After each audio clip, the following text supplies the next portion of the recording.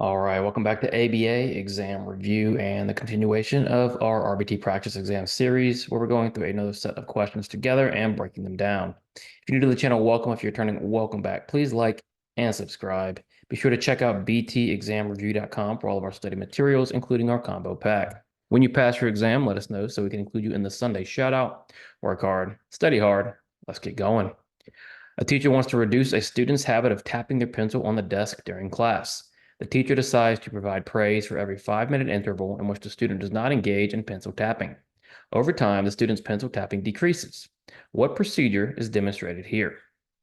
So we have a procedure question, and we need to figure out what procedure or what intervention is used in this scenario. What do we know so far? We know the teacher wants to reduce tapping of the pencil on the desk. To do that, the teacher is giving praise anytime the student does not engage in pencil tapping. So as soon as you see a question where reinforcement or praise or an item is provided in the absence of behavior, what's the first thing you want to think of? Well, you want to think of differential reinforcement of other behavior. Because in a differential reinforcement of other behavior procedure, we are reinforcing for a behavior not occurring.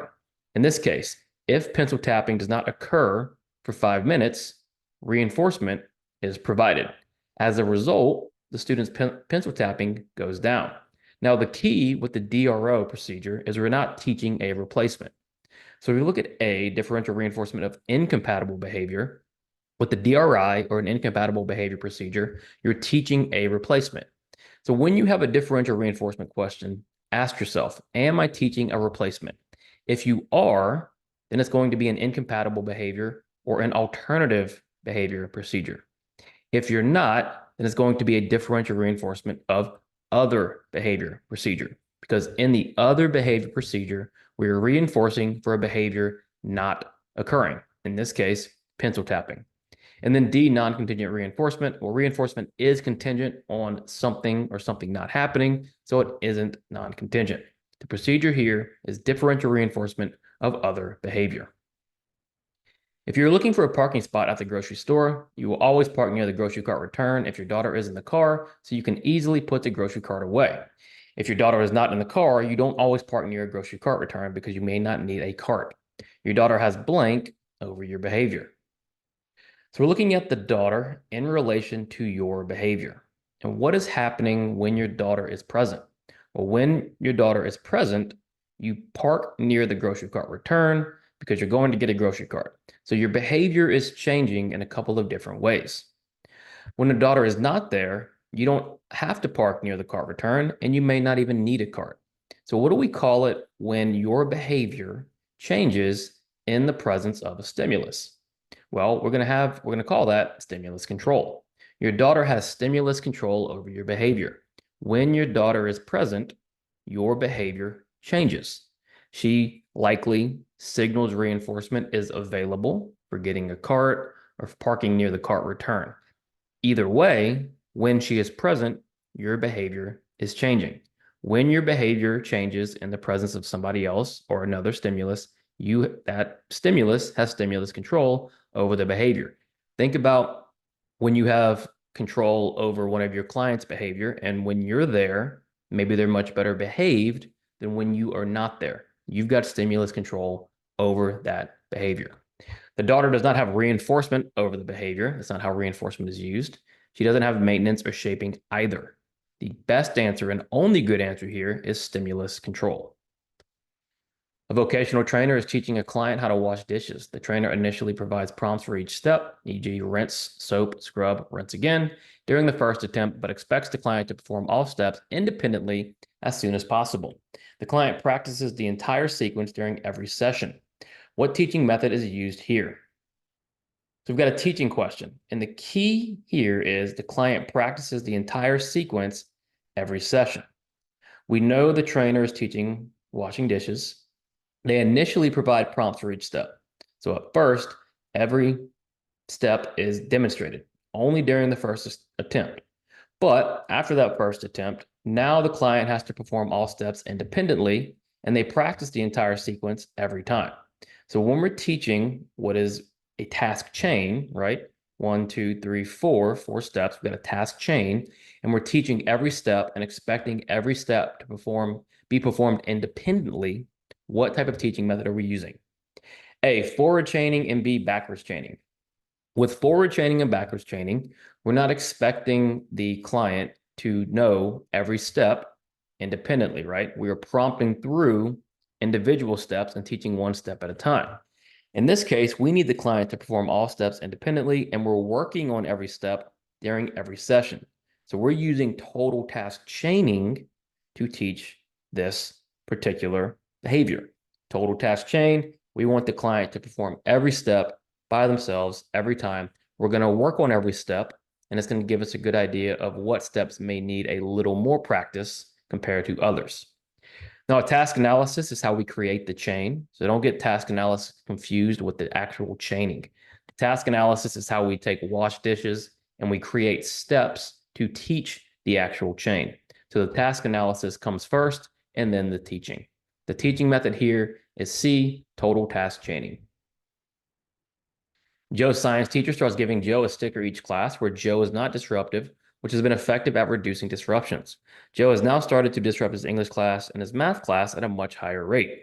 What is the best way to describe what is occurring? So let's think about what is occurring. We have Joe and a science teacher who is now giving Joe a sticker when he does not disrupt class. And since then, disruptions have reduced. But in the other classes, in English and math, behavior has increased. So when we have a situation where behavior is changing in one environment, decreasing in this case, and then in other environments, it's going the opposite direction, increasing in these cases, what do we consider that? A, stimulus generalization. So stimulus and response generalization might be tempting to pick here, right?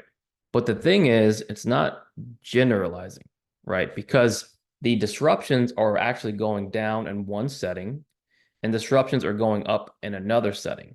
It's not necessarily generalization that's occurring, right? We're not focused on the generalization aspect here if it is occurring.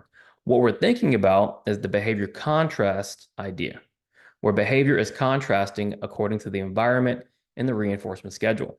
Behavior contrast typically occurs when a reinforcement schedule is changed in one environment, but not another. The behavior is going to typically move in opposite directions. And then D, extinction. We're not looking at extinction here because Joe is getting reinforcement for not being disruptive, and then his behavior is going up in other places. Now, again, you could say, well, in English and math, behavior might be on extinction. Possibly, but the best way to describe what is occurring as a whole is going to be C, behavior contrast. Remember, we're always looking for our best possible. Linda overhears another behavior technician, Frank, discussing health-related and family-related information about a client they share. Linda knows that the person Frank is talking to is not on the client's team, but is unsure if she should confront Frank. What is the most appropriate action for Linda to take?